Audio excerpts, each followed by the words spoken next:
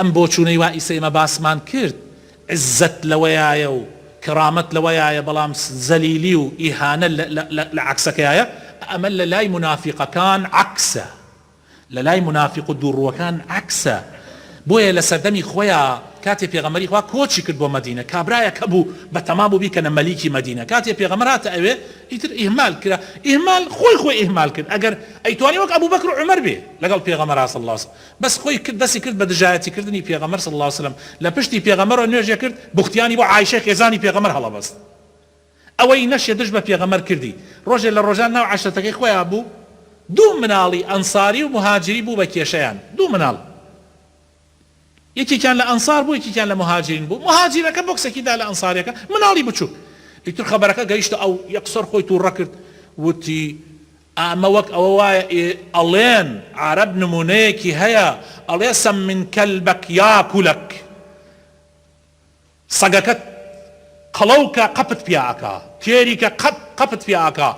با بگەڕێنەوە بۆ مەدینە لەیوخریجەنە الأعز منها الأذل با بگەڕێنەوە بۆ مەدینە ئەبێ ئەوانەی زەلیلن دەربکرێن لەلایەن عزت دارەکانەوە طبعا ئەمە گەنجێک ڕۆیشت خەبەری داوە پێغەمبەر صلی الله علیه وسلم وتی ئەو نەکبەتە ئاوای وتووە پێغەمبەری خوا صلی الله علیه وسلم زۆر بێتاقەت بوو بەم قسە چونکە ئەم قسانە زۆر ناخۆشە بەڵام کە خەبەری وتی چۆن وای وتووە یەکسەر دیفاعی نەکەوتیان وای نەوتووە و خزم و کەسوکارەکانی دەستیان کردە دیفاعکردنە سەرکە خزم چۆن شوێن ڕئیس عەشرەتەکەی خوانی کیان مسلمانیش بوو منافق نەبوون بەس سبحان الله ئەم ڕئیس عەشرەتیە نەکبەتی ئەگەر عەشرەتایەتی بۆ دینداریەتی نەکرێ بۆ ئیسلامەتی و حەق نەکرێ ئەبێ بە نەکبەتی دیفاعیان لێ کرد هەتا ئەو کاتەی کە خوای تەعالە ئایەتی دابەزان سوورەتی منافقونی لەسەریان دابەزان خوای تەعالە ئەفەرمێ یەقولون لئن رجعنا إلى المدينة ليخرجن الأعز منها الأذل قسەکەی هەر دەق قسەکەی باس کرد خوای تەعالە گەڕگەڕیانەوە بۆ مەدینە عەزیزەکان زەلیلەکان دەرەکەن جا خوای تەعالە فەرمووی ولله العزة ولرسوله وللمؤمنين ولكن المنافقين لا يعلمون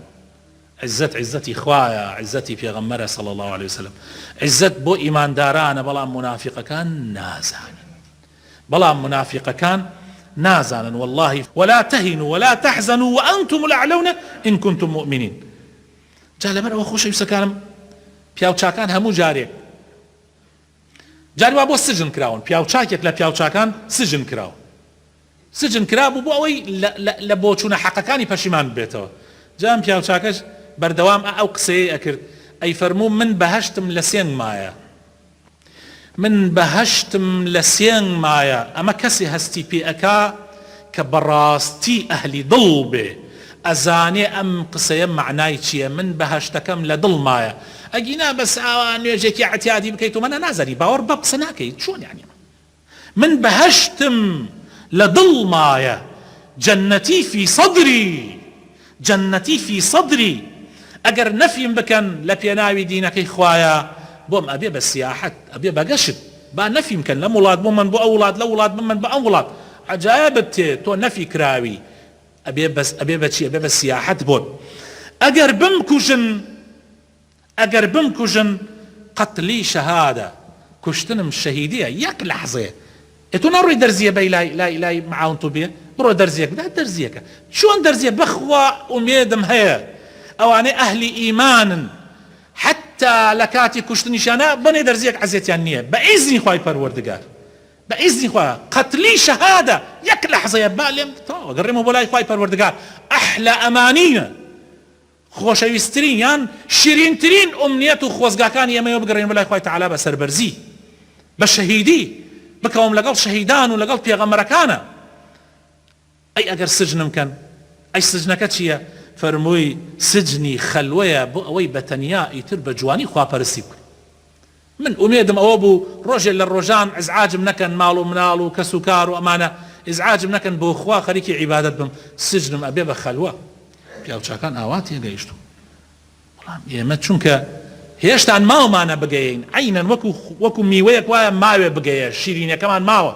هەست بە لەزەتی ئەو لەزەتە ئیمانیەمان نەکردووە کە هەیە بۆیە سەیرەکەین قسانە سەیرە لە لامان وا هەستەکەین کەسێ سوژن بکرێت زەلیلە وا هەستەکەین کەسێ نەفی بکرێت زەلیلیە وا هەستەکەین کەسێ بکوژرێ ئەڵێن بەخوا نەکبەت دوودەمی نەوێسیا تا کوشتیان لا حول ولا قوة إلا بالله لا حول ولا قوة إلا بالله. والله عزة لإسلام يا أبوي. إمام عمر فرمي نحن قوم أعزنا الله بالإسلام فإن ابتغينا العزة بغير الإسلام أذلنا الله. والله قومنا، خزمنا، كردنا، عشرتنا، براينا، والله عزتي ولد داريتي بس بدين وشانازي بكن بعشرته ميكن بقومه ميكن بزمانه ميكن عزتي ودين داريتي. هر كاتي وامان بهاد عزة دارين سربرزين او كاتن يربازي قبول لاكين هاو رقز بازي قبول لاكين هر طبيعتت قبوليناكا هر طبيعتت قبوليناكا بيويسي بتربوني اخوان راكن ولاد بجيت يلن حياة أشي أو كاتا خرابة كاران بيان أو تريتشي بيان أو تري لوتي بيان أو تري تشاوش بيان أو تري تشي بيان أو تري ناكا منو تو هر قسبكين أو كاتا دين قبوليان ناكا دين رفزيانكا دين رفزيانكا بس أقر إيه ما عزت بزمان بزانين ما بزانين كابرا زمانك أي وقت إيه ما بيتواو يترعب بدفاعي اللي بكم حق بينا حق بدفاعي برا والله براينا حتى ما زليل أبين حتى ما صر شور أبين جاء بي أقامان لي بيخوش يسكانم ئێمە قومێکین خوای تعالا بە ئیسلام و عزتداری کردین. ئیسلام لە ناومان دەرکە عزت نامێنێت عزت نامێنێ. هابینیتان ڕئیس یەکێ لە وڵاتەکان یان وەزیرێک لەو دەوڵەتە لەو حکوومەتە کوڕەکەی خۆی و ژنەکەی کوڕەکەیان برد وەکو بووکێک پێشکەشی بازرگانێکیان کرد.